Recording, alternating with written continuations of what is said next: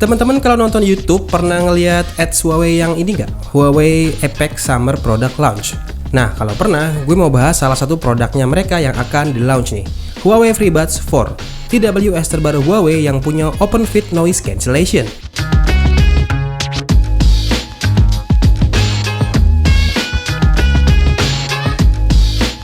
Oke, balik lagi sama gua Divi dari Gadgetainment. Gimana kabar teman-teman semua hari ini? Semoga tetap sehat selalu. Dan kali ini gua mau ngebahas sebuah TWS lagi yang udah di depan gua ini.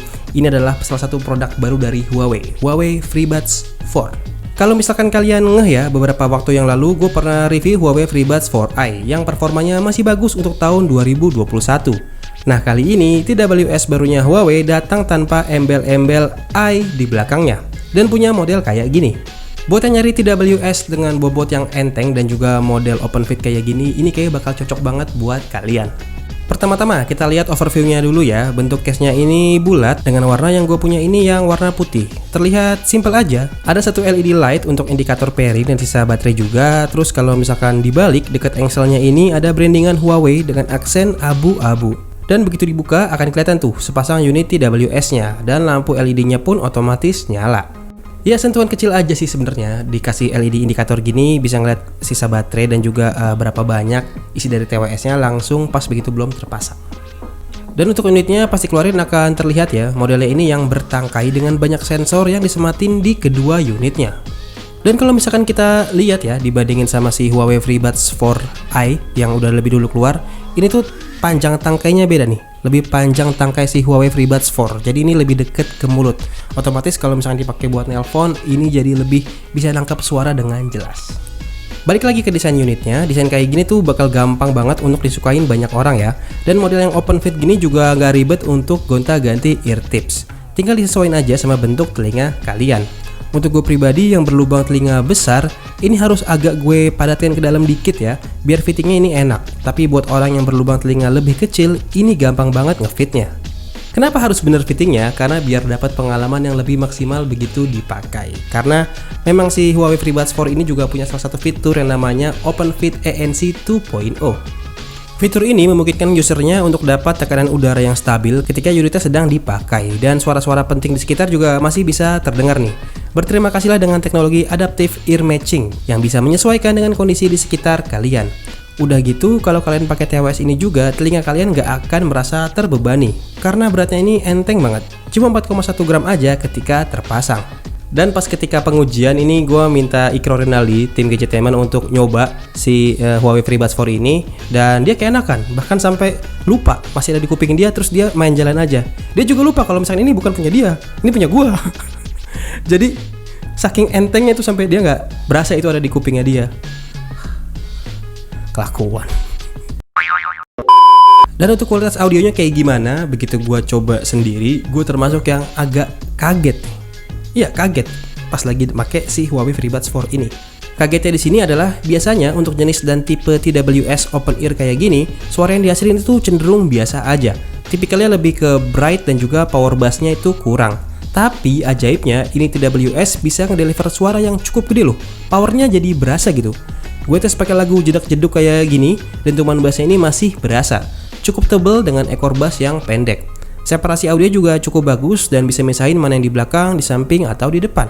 Tapi ada sedikit catatan, bassnya ini baru berasa kalau misalkan kalian ngefitting si Huawei FreeBuds 4 ini bener-bener presisi di kuping kalian. Karena setiap kuping kan beda-beda kan, dan ini juga nggak ada ear tipsnya, modelnya yang open ear kayak begini. Jadi naruhnya tuh harus bener-bener presisi, baru bisa ngerasain nanti si bassnya. Kalau misalkan loose dikit atau kendor dikit, itu akan ngaruh ke suara yang dihasilin. Jadi pastiin harus dipakai dengan presisi. Untuk ngoperate si Huawei FreeBuds 4 ini juga cukup mudah nih. Kalian tinggal pairing aja ke device yang mau dipakai. Di sini gue pakai MatePad R ya. Dan jangan lupa juga install aplikasi AI Live untuk konfigurasi audio yang jauh lebih baik. Fungsi dan fiturnya cukup banyak nih. Defaultnya sih tap 2 kali untuk play atau pause, terus swipe ke atas atau ke bawah untuk naik turunin volume, dan tap and hold untuk nyalain ANC-nya. Nah, kalau udah di pairing sama Huawei AI Live, kalian bisa ngeadjust pengaturannya lebih personal lagi. Pas buka tutupnya aja, device-nya langsung ngenalin tuh. Terus di dalamnya kalian bisa ngelihat indikator baterai per masing-masing nih dari kedua unit plus case-nya. Lalu bisa aktifin ANC juga dari sini, dan yang paling gue suka ini bisa aktifin fitur HD Call dan juga bisa ngerubah equalizer effect. Lengkap nggak tuh? Belum lagi gesturnya ini juga bisa kita customize nih. Double tap-nya bisa kita custom mau difungsiin jadi apa pas dipencet. Kayak gini namanya baru bisa ngoptimalin semuanya. Si perangkatnya oke, device buat puternya juga oke, punya aplikasi pendukung yang oke banget juga. Jadi udahlah, kalian pakai aja Huawei lah. Bismillah, komisaris Huawei. Dan di Huawei FreeBuds 4 ini juga punya salah satu fitur premium seperti yang ada di kakaknya nih, di Huawei FreeBuds Pro. Kalau misalkan kalian pairingin si FreeBuds 4 ke dua device sekaligus, ini yang bahkan beda merek ya, bisa langsung terkoneksi dua-duanya. Jadi nggak perlu pair dan unpair lagi. Dalam sekali pair bisa langsung ke beberapa unit sekaligus. Pinter amat kan chipnya? Keren juga nih, sekolahnya di mana ya? Dan kalau misalkan dites main game, latency yang dihasilin juga cenderung minim nih, sekitar 90 millisecond aja. Audio gamenya bisa terdeliver dengan baik dan ngegame juga masih bisa tetap nyaman. Untuk daya tahan baterainya gimana? Menurut gue ini cukup impresif sih, dan ini tergantung juga pada mode pemakaian yang misalkan kalian gunakan di Huawei FreeBuds 4 ini. Kalau ANC-nya kita set ke off, kita bisa dapat playback musik up to 22 hours atau 22 jam dari baterai penuh ya. Kalau ANC-nya ini dihidupin, playback time-nya dapat 14 jam atau 14 hours. Terus untuk sekali pakai tanpa di-charge di kedua unitnya, ini bisa playback music sampai up to 4 hours atau 4 jam. Dan kalau kepepet cuma bisa ngecharge sebentar, ini playback musiknya bisa 2,5 jam dalam pengisian 15 menit aja. Lumayan impresif kan? Apalagi buat ngecharge-nya ini juga tinggal pakai kabel USB-C aja yang udah tersedia di paket penjualannya. Dan sekalian aja nih kita lihat isi kotaknya apa aja. Ini isi kotaknya kurang lebih seperti ini. Dapat unitnya, dapat kabel USB-C yang panjang. Ini yang panjang bener loh. Plus kita panduan penggunaan dan juga kartu garansi. So, gimana menurut kalian performa si Huawei FreeBuds 4 ini? Apakah kalian cukup tertarik untuk belinya? Apakah terlihat menarik? Silahkan tulis di kolom komentar di bawah. Dan kalau gue pribadi sih, gue cukup suka dengan teknologi yang dibawa dari si Huawei FreeBuds 4 ini. Ini positioningnya bener-bener ada di antara FreeBuds 4i dan juga Huawei FreeBuds Pro. Jadi ini di tengah-tengahnya. Dan untuk harganya berapa?